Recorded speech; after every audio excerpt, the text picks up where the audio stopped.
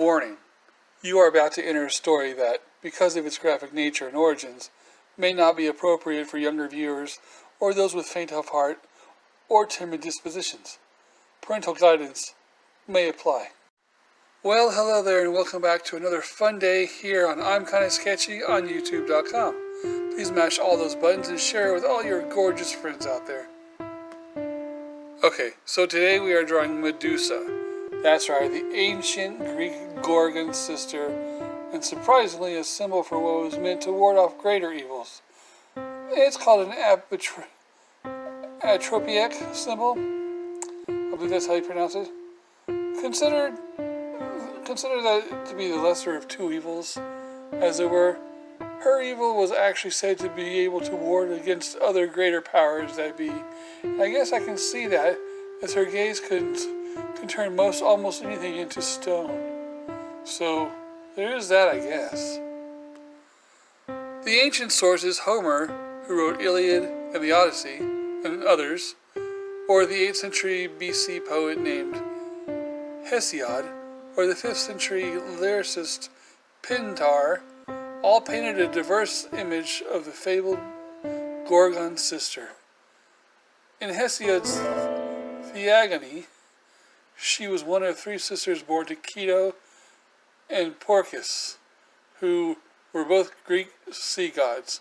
And while her sister Thanos and Ariel were both immortals, Medusa was not. I wonder if there were some sort of problems at home that was caused by the siblings of this family. I'm better than you because I'm immortal, that sort of thing.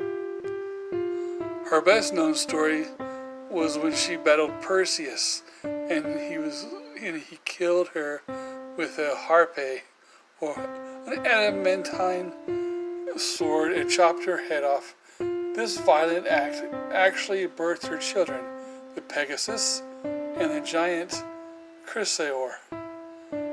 This was actually rather well done, I think, in the movie Clash of the Titans.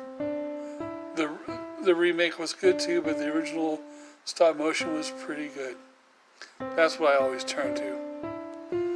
Now, the myth of Medusa did not become widespread until at least the 1st century BC, when the Romans described her as a beautiful maiden that was seduced by Poseidon in Athena's temple.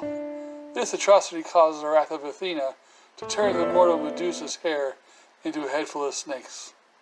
Could you imagine?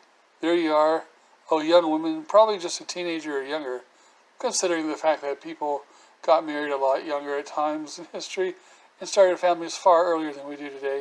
Of course, people didn't live as long as we do now. For example, Jesus started his ministry at the young age of something like 13. But regardless of other history, now you find yourself just having relations with a god, and then all of a sudden, your hair starts to move and wriggle, and turns out to be an entire den of viperous snakes. Yeah, let that sink in for a moment. And then you find yourself having to be exiled from everyone that you ever know and could have ever loved. Because if you don't exile yourself, you'll turn them to stone.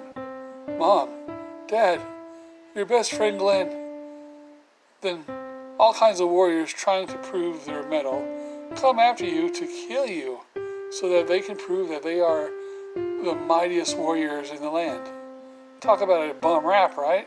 Well, the myths are what they are, and they are great stories indeed, and many movies have been made in at least the last 80 years of the fabled Medusa, and each one has their own twist in the stories.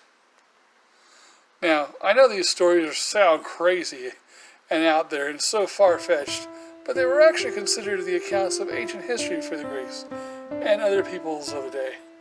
These stories were the accounts of times considered to be the lost heroic past, when women and men and children were all able to interact with creatures of legends and gods and the supernatural. A time when heroes of great power and quest would roam the earth, and great battles were won and lost in pursuit of a greater power.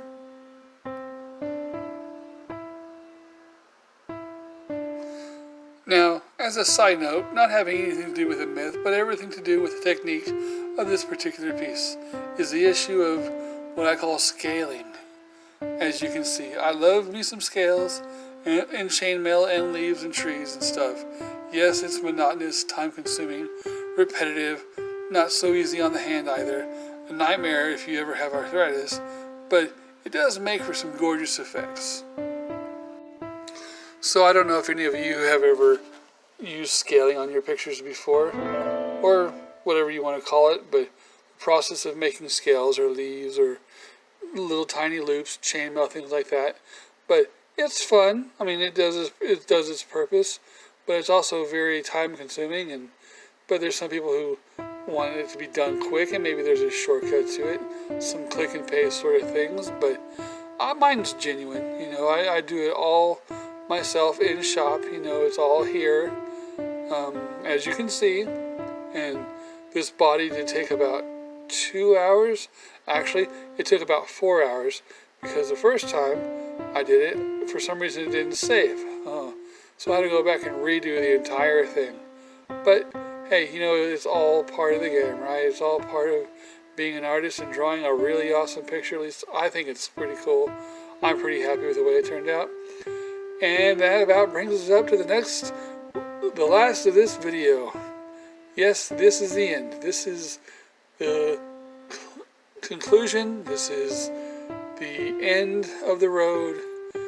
The last bit of this video is coming up right about now, so I will see you later.